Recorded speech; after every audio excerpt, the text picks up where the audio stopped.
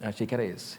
A gente tem, nesses 25 anos de casamento, vivido uma história profunda do nosso relacionamento, mas o nosso relacionamento é devedor dos relacionamentos de muitas pessoas com as quais a gente convive de perto. E esses relacionamentos que nos servem de espelho, nos servem de confirmações, de coisas que realmente funcionam e que fazem um casal passar muitos anos, muitos bons anos juntos, para a glória de Deus e em benefício da própria família, que o maior benefício, quem come do benefício, quem se alimenta do benefício de bom casamento é a própria família. Não sei se isso acontece com vocês, mas a gente está sempre procurando boas referências. O que aquele casal tem de interessante que a gente pode usar para a nossa vida e pode fazer com que o nosso casamento melhore?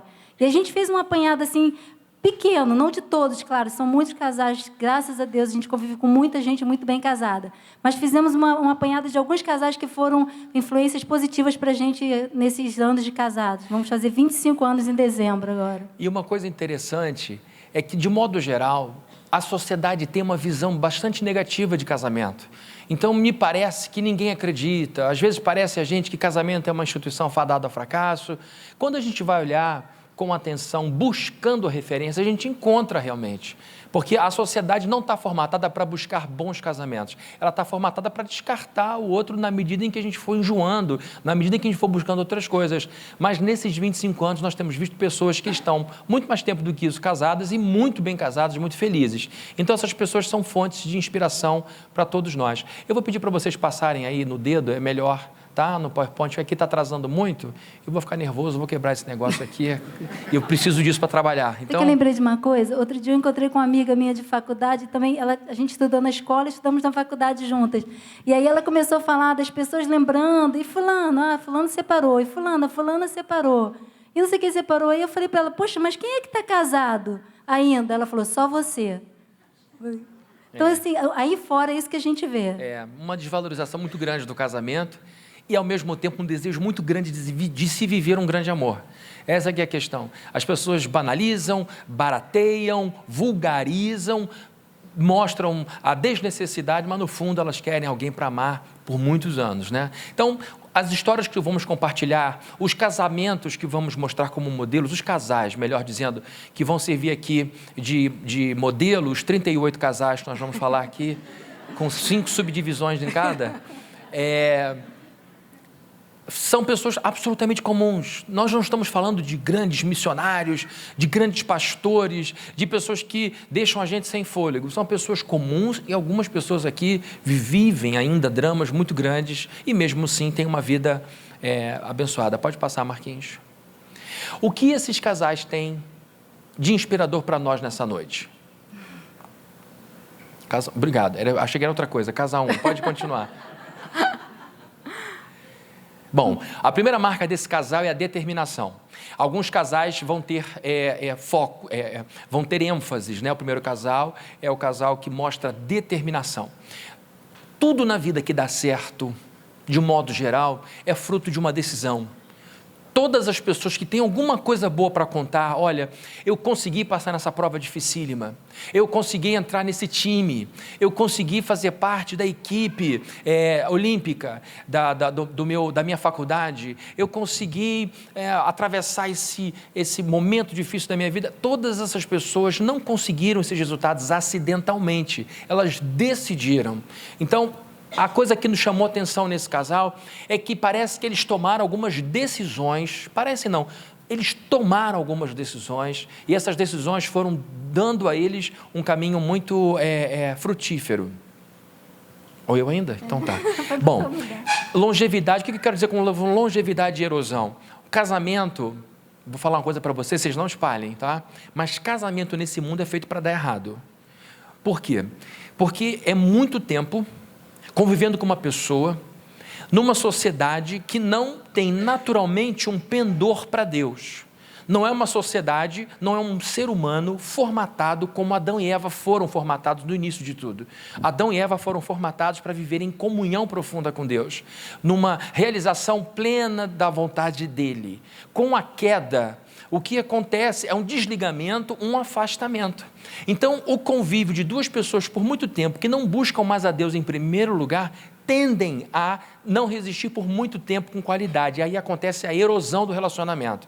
E erosão é uma coisa silenciosa, invisível e persistente. Essas são as características de um processo de erosão.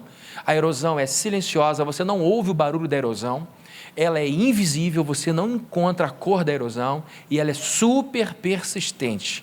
Então, a gente tem que estar sempre atento para aquelas fissuras que vão aumentando, para os sinais, para o desinteresse que cresce, para as brigas que aumentam.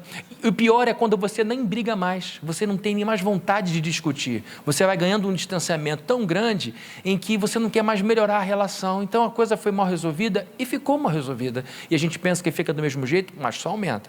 Mas um casamento que dá certo é fruto de gente que decide trabalhar nas contínuas reformas do relacionamento. Pode passar, Marquinhos, por favor.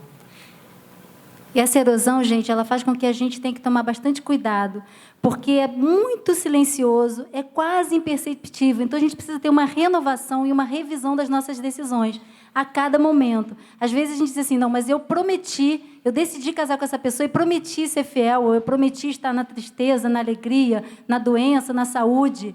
Só que isso tem que ser renovado a cada momento, porque eu prometi estar na minha queda de hormônio, eu prometi estar no nascimento dos filhos que trazem uma distância física entre a gente. Eu prometi estar naquele problema financeiro pelo qual a gente passou. Nem sempre a gente faz essa promessa, porque a gente nem tem a noção de que a gente vai encarar isso. Então, esse cuidado precisa ser renovado, revisado a cada momento, de acordo com o que você está passando. Não é uma coisa que você decide no dia que você subiu ao altar e depois acabou, você não precisa mais pensar nisso. A gente precisa estar constantemente revendo essa situação e renovando a nossa aliança, a nossa decisão de fazer o casamento durar para sempre. Reforma de casa é uma coisa que dá trabalho, é uma coisa que causa um desconforto, sobretudo quando você não pode sair da casa para fazer a reforma. Mas depois que fica pronto, dá um gosto, um ânimo, é um novo lar que te acolhe daquela forma. É a mesma coisa. O casamento exige constantemente reforma, renovação, conversar outra vez, para que ele continue sendo um lugar de tranquilidade e de refazimento de forças. Pode passar, Marcos. Bom, casamento com qualidade é aquele casamento em que a gente pode, sim, prescindir da presença de outras pessoas. Nós, ao longo do nosso casamento, acompanhamos alguns casais que não tinham a menor paciência um com o outro. E todos os eventos legais que eles compartilhavam, falavam, esse evento foi maravilhoso, sempre tinha a presença ou de um outro casal ou de um amigo. Eles não curtiam muito bem a presença deles. E continuam até hoje vivendo assim, dependendo de pessoas para irem viajar, dependendo de pessoas para irem jantar, dependendo de pessoas que encham o grande vazio que é entre os dois. Então, é muito importante a gente construir um casamento que, como vai estar no próximo slide, a gente tenha a necessidade de buscar, pode passar, Marquinhos, a independência dos filhos, porque a gente percebe muitas vezes que o casal, um cônjuge, casa com os filhos e dão mais energia aos filhos do que o próprio cônjuge. E olha, essa coisa de cônjuge ter ciúme de filho não é incomum. Não é incomum marido ficar aborrecido com a esposa porque deu mais ênfase à criação do filho do que ao relacionamento. Não é incomum esposa ficar chateado com a aliança do marido com a filha, que às vezes é mais forte do que a aliança com ela própria. Parece que há mais realização na mãe com o filho ou do pai com a filha do que com o cônjuge. Isso é um erro, porque dessa maneira a gente não libera os nossos filhos para terem a vida deles, porque o casamento que vai ser desfeito é do pai com a filha ou da mãe com o filho. Então a gente tem que deixar os filhos seguirem o seu caminho, os amigos são bem-vindos, mas o casal precisa se bastar. É uma coisa interessante, pode parecer bobagem, mas esse casal, para a gente, serviu de exemplo, porque eles tomaram uma decisão de colocar a família deles, o casamento deles, antes de qualquer outro relacionamento. Né? E isso é uma coisa que, na teoria, a gente fala, mas, na prática, a gente acaba deixando isso entrar de uma maneira que tudo que vem fora, principalmente os filhos, acabam sendo mais importantes. E eles não deixaram de amar os filhos, não abriram mão das famílias, mas eles colocaram o casamento deles acima de qualquer outro relacionamento, e foi muito importante no casamento deles. A gente participou de algumas situações em que eles sobreviveram, o casamento sobreviveu porque eles souberam priorizar o que era mais importante. Olha só que coisa incrível em relação a esse próximo slide. De um pelo outro, um promover o outro e um proteger o outro. Há pouco tempo, eu e Viviane estávamos numa conferência, fomos falar lá sobre casamento, nós falamos juntos num encontro muito legal do CTPI, e um pastor americano chamado Larry Osborne, ele falou que os pais tinham um casamento sólido, que os pais tinham um casamento muito forte, e depois, com os pais bem idosos, bem recentemente, os filhos se reuniram com eles e disseram assim para os pais: pai e mãe, a gente sabe que vocês são tão unidos que se houver um naufrágio e nós estivermos no barco e só tivermos 2 coletes e os 3 filhos estiverem junto com vocês, vocês vão dar um colete para cada um e vão largar a gente. A mãe caiu em prantos e começou a chorar, porque ela entendeu que o filho estava acusando-os de egoísmo. Quando o filho falou: não, mãe, esse relacionamento forte de vocês dois sempre nos deu segurança. Nós sempre nos sentimos muito seguros com vocês, porque nós não queremos entristecer você com essa ilustração. Não é de egoísmo que a gente está falando, mas é de um amor profundo. Então, essa decisão da gente se proteger pode parecer egoísta com os filhos, mas os filhos entendem como profunda fonte de segurança. Pode parecer paradoxal, gente, mas não existe nada mais importante ou melhor que você possa oferecer aos seus filhos do que amar o seu cônjuge, além de outra pessoa, acima de outra pessoa. É muito importante que os seus filhos entendam. Papai e mamãe se amam, estão juntos, mais do que eles nos amam, no sentido de que nós vamos embora e eles vão continuar um com o outro para sempre. Outra decisão que esse casal tomou, que nos chama, são casais próximos, por isso que a gente pode falar com bastante segurança, nós conhecemos essas pessoas, é de manterem uma vida devocional verdadeira. Eu não vou pedir para vocês fazerem isso, porque isso seria constrangedor, mas se eu pedisse, não vou pedir, tá? Prometo, não precisa fazer isso. Levanta a mão aqui o casal que não ora junto há 1 mês. Um monte de gente vai levantar. Por quê? Porque a gente fala que é importante, mas não trata com importância. A vida devocional é fundamental para mantermos nosso casamento no prumo. Então é impressionante ver, se perguntarmos qual foi a última vez que vocês conversaram demoradamente, 15 minutos, tá? Isso é demoradamente, 20 minutos, sobre um texto bíblico, trocando: olha, eu li essa passagem na Bíblia e olha que coisa linda Deus falou comigo. Até para confortar o outro que está ali passando por uma angústia, e o que está passando dizendo: olha, Deus me confortou. Essa troca devocional, ela alimenta o casamento. Nós tivemos uma vez uma conversa com esse casal e eu lembro de Fabrício ter perguntado a eles assim: como é que vocês mantêm essa vida devocional? Eles disseram: é uma responsabilidade enorme. A gente precisa fazer como a gente faz com o exercício físico. A gente às vezes acorda sem vontade, mas a gente: não, vamos lá, vamos manter. E aí ele perguntou: mas qual é o melhor benefício disso para a vida de vocês? E eles disseram: acaba com a nossa ansiedade. A gente confia em quem Deus é. Aconteça o que acontecer, a gente está num relacionamento tão profundo e tão constante com Deus que a gente descansa nisso aí. Isso evita uma série de problemas enormes no nosso casamento. Bom, esse segundo casal tem algo que é muito importante, e aí vem um drama muito grande. Esse casal nos chamou a atenção, não como o primeiro, pela questão da decisão. Nós olhamos agora para esse casal e conversamos sobre esse casal e pensamos: o que é que nos vem à mente quando pensamos em fulano e fulana? Foco. Esse casal nasceu, teve um problema sério. A primeira filha deles, a primogênita, ela nasceu com uma grave deficiência. Não foi uma coisa que eles descobriram meses depois. Logo no momento do nascimento, o médico disse: olha, a filhinha de vocês tem esse problema. Um baque, um choque. Era um casal muito jovem. Eles tinham, acho que 23 ou 24 anos de idade, e aquilo foi uma bomba na vida deles. E aí, eles, então, tomaram uma decisão incrível que fez com que a história tomasse um novo rumo. Eles diziam que não seria a deficiência da filha que chamaria mais atenção, mas a filha, o nascimento de uma menina. Então, eles tinham um grande problema para lidar: a inexperiência de terem uma filha, um jovem casal, e uma filha com uma séria deficiência. E aí eles tinham 2 caminhos: ficarem lamentando, aborrecidos, arrasados, ou olharem para o fato de terem recebido de Deus uma menina. Eles resolveram olhar para a menina e não para a deficiência da menina. Isso mudou a maneira como eles passaram a abordar o problema deles. Essa atitude deles foi muito importante para a gente, porque nós acompanhamos desde sempre, e eles já têm bastante tempo de casados, os filhos deles têm outros filhos, são mais ou menos da idade dos nossos, E eles sempre serviram a Deus de uma maneira muito, assim, firme, muito forte. Quando houve esse nascimento, para a gente foi um choque. Por que eles estão passando por isso? E na nossa cabeça, a reação deles ia ser justamente essa. Por que nós estamos passando por isso? Mas a reação deles foi justamente ao contrário. Eles disseram, nós vamos fazer o melhor que pudermos e essa situação vai ser bênção para nossas vidas. E a gente vem acompanhando o casamento deles nesses mais de 20 anos de casado que eles têm e eles sempre se mantiveram felizes, otimistas, fizeram de tudo, trabalharam para a menina se desenvolver da melhor forma possível e tem sido dia a dia um exemplo para nós. Eu ia falar sobre expectativas. Uma coisa interessante que uma vez eu até cheguei a conversar com ela sobre isso. Quando a gente engravida, ou mesmo quando a gente casa, mas especificamente no caso deles, quando a gente engravida, a gente cria uma série de expectativas em relação àquele filho, como é que ele vai ser, como é que a gente vai lidar com eles, e a gente tem uma série de desejos para a vida do filho. Quando você recebe uma notícia dessa, que o seu filho não vai chegar, ou que sua filha, no caso deles, não vai chegar nunca, por melhor que seja a vida dela no decorrer, ela nunca vai chegar àquilo que você sonhou, em primeiro plano, é um luto que a gente sofre, porque morreu aquela expectativa. E aí há um sofrimento.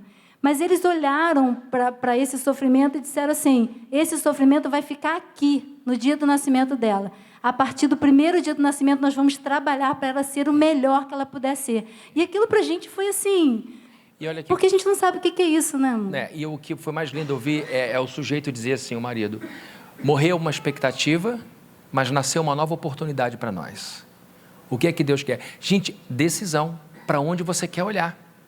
Eles resolveram, para poderem se aliviar do fardo daquela grande prova que eles estavam recebendo, eles disseram, morreu a nossa chance de termos uma filha normal, sim, mas nasceu uma oportunidade de ver o que Deus quer de nós nesse momento. E eles estão mantendo isso, a cada dia, a cada desafio novo, eles renovam o tratamento e estão mantendo isso. E olha, eu vou dizer... essa história de ver o copo cheio ou copo vazio, meio copo cheio ou meio copo vazio, é muito clichê, mas é absolutamente útil para a nossa vida. Eles poderiam ter focado a perda, o problema, a deficiência, mas o foco foi outro, o que o nosso Deus quer de nós e o que daremos à nossa filha. Pode passar, Marcos, por favor. Então, eles são muito otimistas e decidiram tornar a vida leve. Eles resolveram levar a vida com mais humor. São muito alegres as pessoas. Vocês podem imaginar que pessoas assim são pessoas para baixo? Não, mas eles tornaram uma vida mais leve, são super bem-humorados, curtem tudo, estão sempre mandando foto para a gente quando estão no restaurante, olha, está no restaurante, aqui em tal lugar mandam foto, eles estão juntos na praia, ele tira aquela fotinha do pé dele cheio de areia e manda, e a gente manda legal e tal, e ele sempre fala, cara, a gente tem um café da manhã de qualidade, a gente senta todo dia, toma um café cedo, e a gente curte aquele momento, e a gente fala sobre a vida. Eles não se deixaram abalar por uma coisa dificílima, que é o que eles enfrentam. Pode passar, Marcos. E detalhe, a menina, segundo os médicos, não viveria 2 anos. Hoje é uma mulher formada que trabalha sozinha.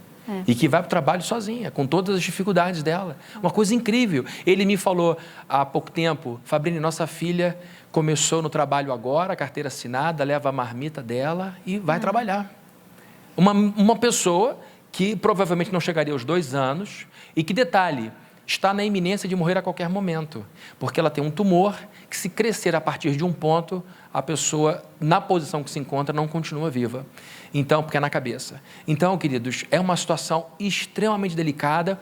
Às vezes a gente conversa, às vezes eles choram, desabam, mas é rápido. A frequência não é do choro, a frequência é do sustento, porque é um casal focado no lugar certo. E olha, gente, se você continuar focado na falta do que tem em casa, se você continuar focado no dinheiro que ainda não conseguiu, se você continuar focado na escola que seu filho ainda não está, se você continuar focado no peso que ainda não perdeu, você vai deixar de olhar para as coisas que já conquistou. Essa sociedade capitalista faz a gente olhar o copo vazio ainda. Porque a gente tem que alimentar todas essas empresas que vivem do nosso consumo. Então, a gente tem que parar e ver a vida não como consumistas. Nós temos que olhar a vida como crentes, que tem um rei que continua no comando de todas as coisas e que permite que as coisas aconteçam em nossa vida para que a gente cresça de alguma forma. E eu falo isso com todo temor, porque eu não sei o que é estar no sapato desse casal. Mas eles são um exemplo para nós de uma vida focada no lugar certo. Casal 3. Faltam só 35, tá bom?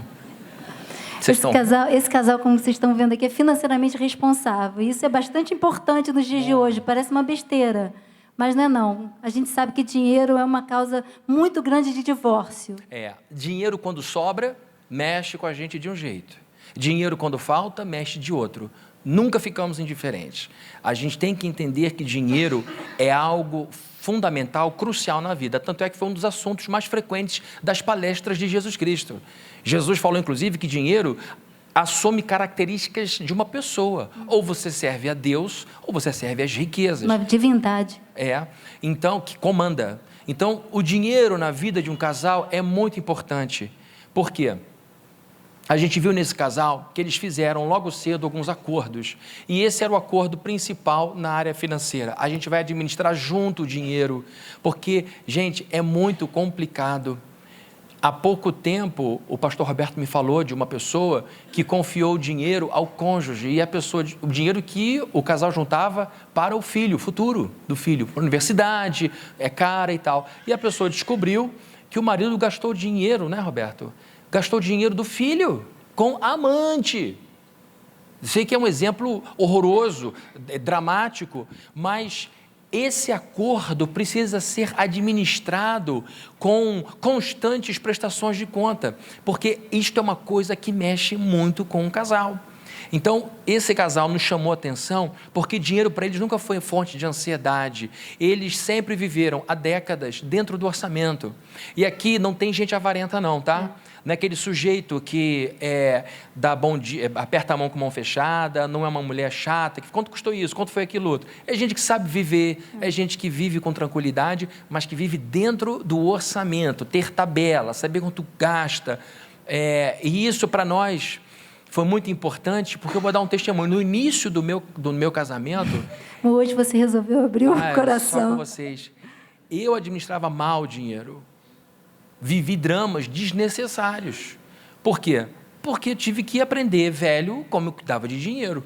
Já não deixei o meu filho nessa loucura. Desde cedo, nós dois começamos a falar com eles sobre a importância de guardar dinheiro para não viverem o que eu vivi. Os descontroles, mas graças a Deus, há 2 semanas, eu saí do fundo do poço. Crefisa me ajudou, a beça. Falei, eu vou pedir ajuda a esse cachorrinho. Eu vou entrar. Aceita pedido de negativado, então eu vou lá e resolvo isso. Mas a verdade é que foi muito sofrimento, e dinheiro mexe com a cabeça, tira sono, desregula o apetite, é muito ruim. Então, esse casal sempre foi referência, principalmente para mim, porque sempre viveram dentro daquilo que eles podiam gastar. Mais uma vez, sem avareza, por muita simplicidade, mas com muita alegria, participando, vivendo, viajando, sempre viveram muito bem. E o que acontece? Um casal que já vem sendo fragilizado por problemas diferentes da questão material, quando chega o problema, quando vira mais uma fatura não paga, quando recebe mais uma ligação de cobrança, quando enfrenta de novo o síndico com condomínio atrasado, isso é gota d'água. E é uma gota d'água forte. Então, o casamento pode ser desnecessariamente posto à prova por uma má gestão do recurso. Então, é muito importante. A gente quis trazer esse exemplo do casal, porque eu sei que aqui dentro pode ter gente com esse desafio. Minha esposa gasta muito, meu marido gasta muito, ele é muito emocional, ela é muito emocional. Já tivemos várias brigas e, para não brigar mais, eu não toco no assunto. Eu só vou clamando a Deus misericórdia, porque a gente não tem como dialogar sobre isso, porque toda vez que eu coloco, é briga, é confusão, é choro, e aí a gente não consegue chegar. Então, vindo de fora, estamos falando de fora, administrar bem o dinheiro é muito importante. Os casais mais jovens aqui, quanto mais cedo você fizer isso, melhor. Quanto mais cedo você começar a organizar seu dinheiro, melhor você envelhece para poder fazer as escolhas melhores lá na frente. Casal 4, são 5 casais, tá? Casal 4. Esse casal nos chamou a atenção pela fé que tinham com Deus, um casal extremamente espiritual, um casal extremamente piedoso. Eles sabiam que tinham sido unidos por Deus, eles tinham a certeza absoluta que o casamento deles não era fruto do acaso. Eles entenderam que se encontraram com Deus em algum momento e depois Deus os fez se encontrarem, como foi Adão e Eva. Adão e Eva não se esbarraram pelo paraíso.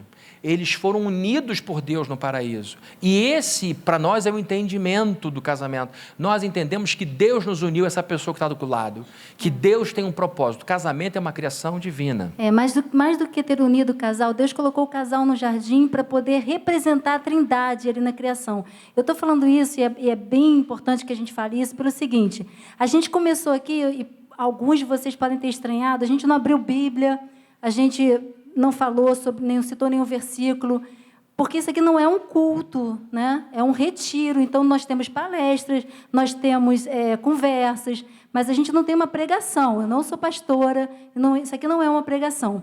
Mas nós somos bíblicos, nós somos cristãos, nós acreditamos que a Bíblia é a palavra de Deus. E a Bíblia é muito clara em dizer lá, em Gênesis 2, que Deus não permitiu que chovesse sobre a terra, não permitiu que a terra frutificasse, enquanto o casal não estivesse lá para tomar conta do jardim. Então, a posição do casal dentro da criação é extremamente importante. O casal tem como função primordial representar a Trindade para toda a criação. Então, seja você líder espiritual ou não, seja você pastor ou não, seja você até mesmo membro de uma igreja ou não, você tem uma função espiritual no seu casamento, e isso tem que ser reconhecido, porque se essa base não for sustentada, alguma coisa vai faltar. Então, esse casal entendeu isso desde cedo, que eles tinham uma função espiritual no casamento deles.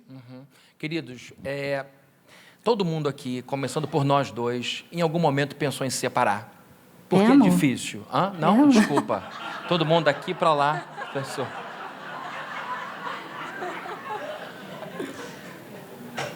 Em algum momento, a pessoa diz: não vai dar certo. Não vai dar certo. É muito difícil. É muito sacrifício. Eu ainda tenho um futuro. Vou parar por aqui, senão vai falar: Fabrício está abrindo o coração. Estou falando aqui. Por quê? Não é mole. Não é mole. Acho que todo mundo aqui já passou: meu Deus, porque eu tive filho. Filho é difícil, é caro, desafiador. O que mantém a gente no lugar conjugalmente? O que mantém a gente diante de Deus anos e anos como casado? A certeza de que Deus está no processo. Quando você tira Deus da história conjugal, banaliza.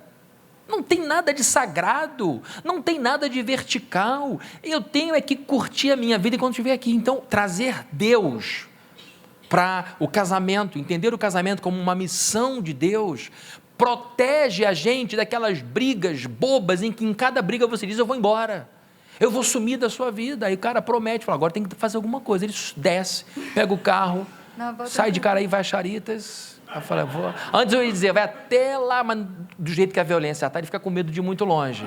Vai lá, volta, assim, ela deve estar apavorada agora. E a pessoa já está vendo televisão, está vendo lá, já vai voltar daqui a pouco. Ficam essas brigas bobas, toda hora se coloca sobre a mesa a ameaça do divórcio. Então, quando você traz Deus para o centro, inclusive as discussões ficam mais respeitosas, porque Deus está ali na mesa, Deus está naquele lugar. Então, é muito importante, esse casal nos serviu de importância, porque esse casal trouxe concretamente Deus para a história deles. Então, isso os poupou de muita briguinha boba, isso os poupou de ofensas, às vezes muito graves, que faziam com que eles pudessem se arrepender muito do que tinham falado. Sabe o que eu acho que foi importante também? Isso fez com que eles passassem por coisas muito graves. Porque, às vezes, a gente passa no relacionamento por umas situações muito difíceis. E aí, nessas situações, até você pensa assim: vale a pena mesmo? Mas eles entenderam que valia muito a pena. Então, apesar de várias situações difíceis mesmo que eles passaram por situações com filhos muito complicadas também. Então, eles entenderam que o elo deles era maior que aquilo. Fazia com que eles passassem por essa coisa pensando: mas a gente tem uma missão maior. E acho que especificamente, a gente vai falar um pouco mais para frente, mas especificamente para mim, uma coisa muito importante nesse casal, que era um casal já mais idoso, bem mais idoso que a gente, é que eles entenderam a igualdade dentro do casamento. Mas a gente vai chegar lá, né, amor? Casal 5. Não, quero só voltar aqui. Então, posso acabar só de falar desse casal? Eu deixo. Obrigada, amor. Falai. Gente, eles entenderam dentro do casamento qual era a importância dos dois. Eles vieram de uma época, eles eram muito, muito mais velhos que a gente, eles vieram de uma época muito sexista, machista. Mas, desde sempre, eles entraram no relacionamento de igual para igual. Então, os dois tinham voz, os dois se expressavam, os dois se comunicavam da mesma forma, os dois tinham o mesmo valor. Eles não tinham uma coisa que a gente vê nas gerações dos nossos pais, dos nossos avós, de dizer o homem é que manda e a mulher que obedece. Eles eram extremamente bíblicos, mas eu diria até mais bíblicos do que a gente está acostumado a ouvir, porque eles voltavam lá para antes da queda. E eles diziam, nós fomos criados juntos, e juntos nós vamos desenvolver essa nossa espiritualidade e vamos exercer esse nosso casamento. Para mim, especificamente, é maravilhoso. Foi muito bom ter esse exemplo de ver gente assim tão fiel a Deus e tão firme, tão assim séria, tendo um posicionamento assim que às vezes a gente é meio criticado, até dentro da igreja. E uma coisa linda, esse casal, pela idade deles, não tiveram acesso à psicologia, não tiveram acesso a todos os avanços da neurociência, eles não tiveram a grande quantidade de informações sobre relacionamentos que nós temos hoje, e mesmo assim tinham um relacionamento que serviria de exemplo para qualquer casal pós-moderno, porque nunca vimos uma palavra de opressão do marido em relação à mulher, nunca vimos ela com o desejo de se sobrepor ao seu marido para pedir empoderamento. O que eles tinham? Temor a Deus. O sujeito se pautava no que a Bíblia dizia, ele amava a esposa como Cristo amava a igreja, ele realmente se entregava a ela, e ela se entregava a ele como a igreja se entrega a Cristo. Ou seja, mesmo sem todo esse debate, mesmo sem toda essa confusão que há entre homem e mulher hoje, buscando o seu espaço de equilíbrio no relacionamento, eles sempre foram muito equilibrados, simplesmente com a Bíblia. Então, o que nos falta muitas vezes, o que nos sobra às vezes é agressividade, é briga, o que nos falta é conhecer a Escritura, porque se de fato o homem souber o que é ser um homem de Deus, a mulher também sabendo o que é ser uma mulher de Deus, o casamento se equilibra. Pode passar? Casal 5, pode passar. Casal 5. Esse é um casal parceiro. Então, a gente já falou aqui do primeiro casal da decisão, o segundo casal foi o foco, o terceiro casal foi a responsabilidade financeira, o quarto casal foi a espiritualidade, o quinto casal é a parceria. Esse foi um outro negócio legal que a gente viu nesse casal. Esse é um casal que a gente conhece, que a gente admira muito, a gente acha super incrível ver como eles se relacionam. Eles leem juntos o mesmo livro, é uma coisa impressionante. Estudam juntos, fazem cursos juntos. Eles sentam na cozinha lá no final do dia e começam a ler juntos, e quando encontram com a gente, contam o que estão lendo, ele fala mais que ela e ela fica, é verdade, é isso mesmo. E ele fala por todos nós, ele conversa bem, um bom dia com ele é um bom dia, com um monte de coisa atrás, mas eles leem juntos, fazem cursos juntos, vamos fazer o curso tal, vamos fazer o curso tal, eles saem às vezes com a apostila debaixo do braço igualzinha, é uma coisa impressionante ver como eles fazem exercício juntos, né? É até interessante, porque eles são nossos vizinhos, e aí toda vez que eles trocam tênis, eles trocam os tênis juntos. E aí a gente vê lá que no... a gente sabe disso? Como é que vocês sabem que eles A gente vê lá, eles botam lá perto dela de lixo o tênis antigo, porque eles são extremamente generosos também, e doam tudo, e as caixas novas dos tênis novinhos, eles colocam um do lado do outro lá. E é bonito ver como eles se amam, né? E a maneira como eles compartilham a vida. Então, eles saem para caminhar muito cedo, eles têm uma vida muito regrada, eles ouvem música juntos, eles ouvem música clássica. Então, é uma coisa impressionante ver como eles compartilham a vida lado a lado. Conversam muito, têm uma parceria sólida. E detalhe, gente, eles têm mais de 70 anos. Eu estou dizendo 70 porque eu fico com medo de exagerar, mas eu acho que eles estão indo já para a casa dos 80. E você notar isso num casal com mais de 50 anos de casamento. A gente não está falando de um casal... Ah, meu Deus, como é que é isso? Eu preciso de um tempo só para mim, fazem tudo junto, andam junto, trocam de tênis junto, como é que é isso? Eu não suporto isso. É lógico que eles têm os momentos deles, mas foi uma vida, mais de 50 anos de vida conjugal, e estão lá os dois compartilhando a vida lado a lado. Por isso que a gente falou no começo da importância do marido e da esposa se tornarem uma só carne, porque a vida deles já deu conta de filho, deu conta de neto, e estão eles lá juntos. Passa um monte de gente por nós, mas quem fica somos nós. Então a Bíblia diz que marido e mulher se tornam uma só carne. Você nunca vai se tornar uma só carne com seu filho, você nunca vai se tornar uma só carne com a sua filha, mas você se torna uma só carne com o seu cônjuge, né? E é interessante que essa amizade deles acaba refletindo para as pessoas. As pessoas se sentem acolhidas por eles. As pessoas gostam de estar perto. Toda vez que eles chegam, toda vez que eles se aproximam, as pessoas param para conversar, querem ver, querem estar por perto. Eles são muito generosos, muito gentis. Isso atrai todo mundo. Então, a gente fica pensando assim, como é que a gente vai fazer para chegar lá? Para chegar depois dos 70, assim, tão juntinhos, tão felizes um com o outro, tão realizados. Eles são super conservados e uma coisa interessante, eles são extremamente gentis com todo mundo que para falar com eles sente um pouquinho de amor e são super generosos. Eles resolveram viver sem carro um tempo. Eles não alugam a vaga da garagem, eles deram uma vaga para o condomínio e a gente usa como vaga de apoio. Eles vão reformar um apartamento, eles disseram, a gente reformou o nosso, eles disseram, a gente se animou com a reforma de vocês. Sabe como é que eles fazem? Eles vão dando os móveis novinhos para todo mundo. Todo final de semana quase tem um porteiro levando alguma coisa. A gente entra na sala deles, dá até eco, porque não tem nada. Eles vão se desfazendo das coisas e depois vão repondo. Então, eles têm uma série de virtudes, de qualidades que eles descobriram e praticam juntos. E é inspirador estar com eles juntos. E eles estão aqui nessa noite hoje. Não estão aqui, não. Bom, o que eles têm, então, em comum que tornam esses casais todos, se tornam exemplos para todos nós? Esses casais tomaram a decisão de fazer o casamento ser bom. Casamento ser bom, não dá para ser passivo, o casamento ficou assim, agora ninguém mexe. O casamento tem que ser intencionalmente bom. Pode passar, Marquinhos. Sabe por que também, gente? Porque pode ser que nada do que foi dito aqui se encaixe no seu casamento. Mas vocês têm os próprios desafios. Então, essa decisão de fazer o casamento funcionar vai fazer com que você pegue o seu desafio, trabalhe com ele, com o seu cônjuge, e vença o seu desafio. A gente não citou todas as situações aqui, né? Mas as situações que foram citadas têm um denominador em comum. A decisão de fazer a coisa dar certo. E aí, como é que eles fizeram isso?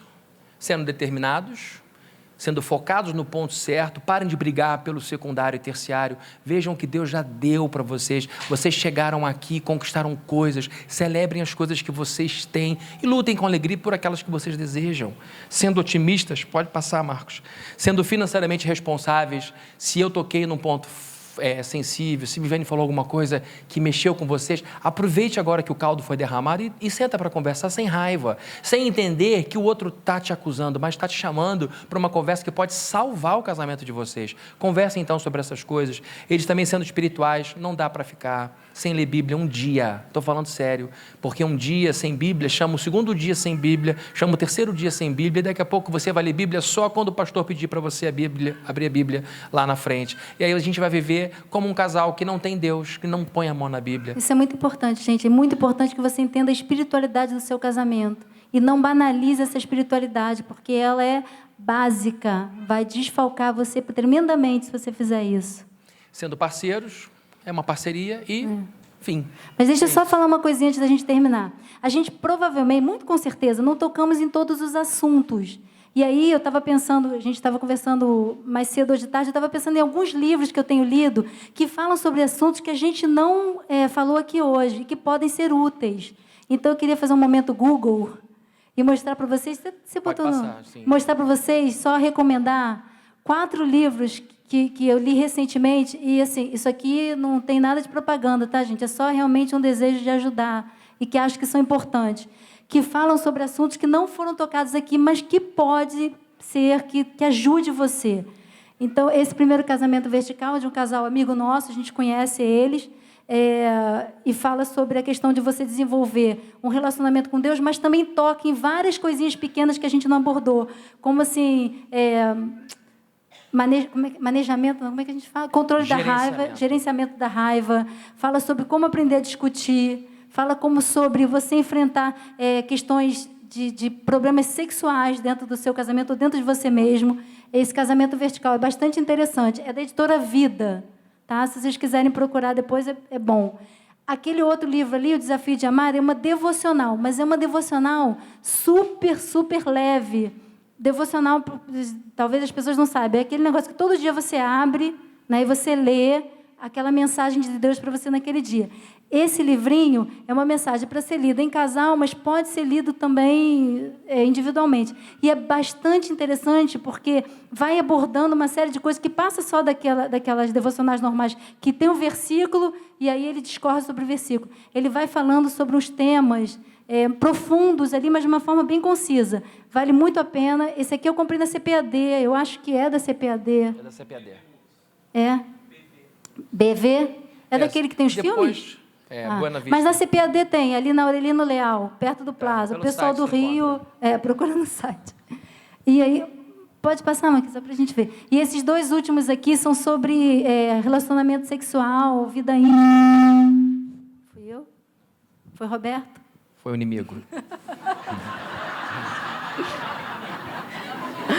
Sobre vida íntima, tá, gente? Esses 2 livros são bastante interessantes, do Kevin Leman. Da editora Mundo Cristão.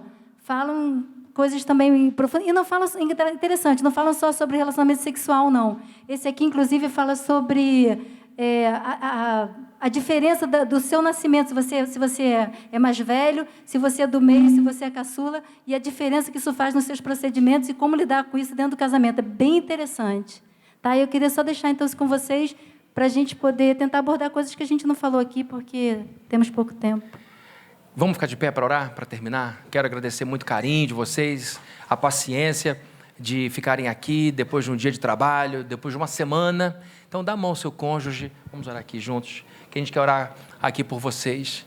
Senhor, nós estamos começando mais um retiro, estamos aqui diante do Senhor, com o nosso coração aberto, fizemos uma viagem, investimos dinheiro, então o nosso coração se encontra aberto para o Senhor falar conosco. Nós cremos que isso aqui é apenas um momento e que o Senhor há de falar conosco agora nos quartos, durante o dia, nas atividades, nas conversas com outros casais, que esse retiro seja uma mudança na história, na trajetória de muita gente aqui, e que aqui, Senhor Deus, nós possamos ver milagres do Senhor. Usa o Roberto amanhã, que o Senhor o abençoe na entrega da nossa mensagem, que o Senhor use também o Daniel nos outros encontros nossos, que a equipe de louvor toque o nosso coração também, e que em nome do Senhor seja um retiro memorável para todos nós. Guarda-nos, ó Deus, e cuida da nossa família que ficou em casa, e que ao encontrarmos os nossos familiares de novo, encontremos cheios da sua paz, da tua shalom, da sua presença. Em nome do Senhor Jesus, abençoe esse lugar, que seja um sábado maravilhoso para nós, e que assim, Senhor Deus, nós possamos marcar a nossa vida mais uma vez, com mais um encontro ungido. Em nome de Jesus, abençoa-nos, ó Deus. Amém. Amém.